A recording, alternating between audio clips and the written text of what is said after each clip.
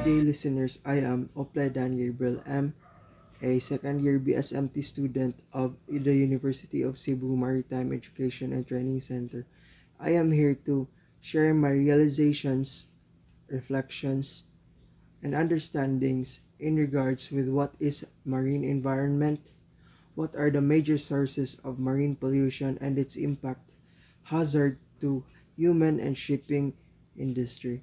And I'll be tackling also about the MARPOL Convention and its history when it was adopted and entered into force, including the annexes 1, 2, 3, 4, 5, and start this discussion and sharing with a question: what is a marine environment? So, ocean. When we think of ocean is too big. It covers about 71% of the Earth's surface, and it provides us with food, which we basically need. The fishes that lives that we may eat also, and to those who are dependent on their business on fishing and tourism, and also especially to those who lives besides the coastal areas where they depend on catching fish for their daily usage and eating purposes. So what are these examples? Not just ocean is a marine environment. We have coral reefs, the open ocean, the deep ocean, the deep sea ocean, and many more. So I have a trivia on you. So what do you think is a coastal zone wherein ocean meets river?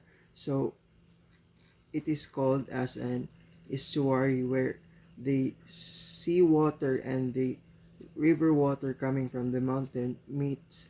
It is called estuary. That certain part, it's like a cove or a canal that connects with the ocean from the river coming from the mountains.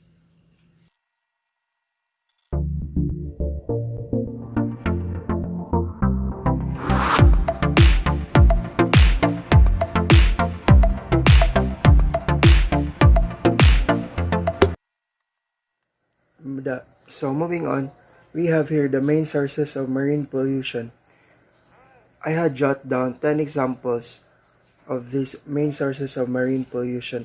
We have here the land-based sources and the ocean-based or sea-based sources. Here are some examples: the byproducts of industry, the runoff from agricultural pesticides and herbicides, the effluents discharge from urban areas, and exploration and exploitation activities, shipping and maritime industry. We have also collision, ground or accidental discharge, operational discharge, tank washing, ballasting and deballasting, and also docking. I'll be explaining to you thoroughly each one of these as we run through these main sources of marine pollution and land-based sources. So moving on, we will be starting with the byproduct. So what is a byproduct? A byproduct is a secondary product from the main product. So for example, we have here a fruit, and we'll be recovering or extracting oil from the fruit, which is called the fruit oil. The fruit oil will be called as a byproduct. And we had also the ashes from the fuel combustion and many more. So how does it pollute our marine environment? It pollutes our marine environment through the washing down from the industry or where these products came from. It may go run through the canals and may contaminate or intoxicated our ocean. So second, we have the runoff from agricultural pesticides and herbicides. Example of this is the pesticides and herbicides that is pumped on the plants and could be washed down through water and may travel through canals and exits into our ocean or sea that may intoxicate our ocean or sea, that may result into pollution. So third, we have the effluent discharge from the urban area. So what is a effluent discharge. An effluent discharge is a liquid waste from the kitchens or toilets, sewages, surface water. It is produced and discharged by the urban areas, from the houses, from the restaurants, and other forms that is producing this such waste. It may run through our canals and exits through our ocean, and may intoxicate our ocean through these discharges. So the fourth main sources of marine pollution, we have here the exploration and exploitation activities, shipping and maritime industry. So a concrete example for this is an offshore type of ship, from exploration of oil, from the digging of the heavy machinery through the seabed. It may causes the seabed to disrupt, dust, and may leak some oil from the sucking of the oil from the offshore ship. So we have here the fifth one, collision. Collision may also cause marine pollution through the oil that leak through the collided ships. So we have here the sixth and the seventh one, Grounding or ground accidental or accidental discharge. discharge and operational discharge. These two may also connect with each other, wherein a ship, sewage system, or anything that we discharge accidentally, which we only needed to discharge on these certain allowed areas. Grounding also could result to the damage of the coral reefs. So we have here the eighth one, tank washing. The tank washing, we also encounter this marine pollution, wherein the excess chemicals from the tank being washed down go straight directly to the ocean. We have here ballasting and deballasting, and also docking. These two also connects with each other, wherein a ship is steadily or moving, ballasting and deballasting may cause marine pollution.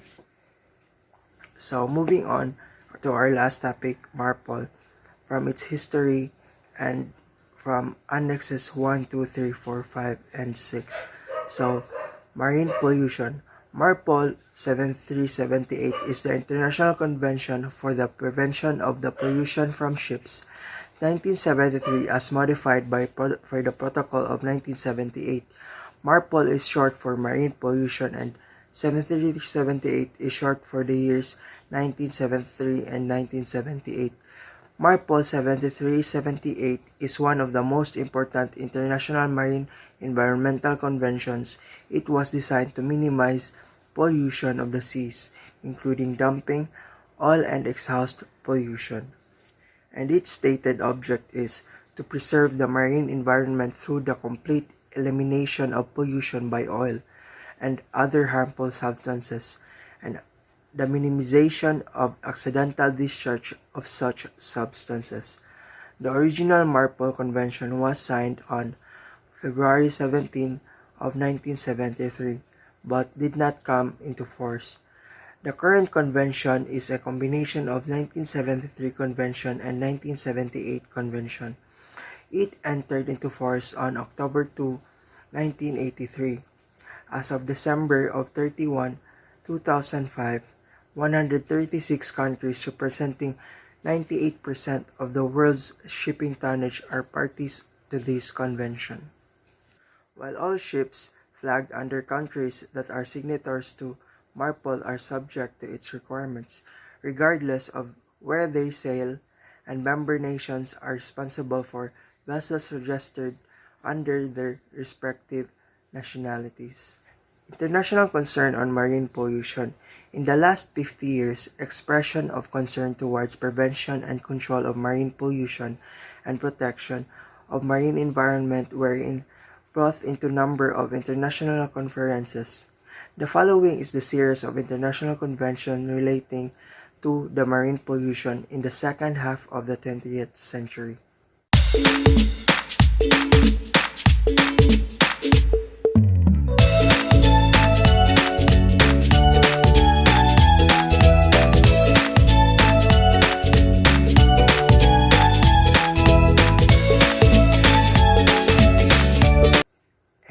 are some history of the known cause of oil pollution.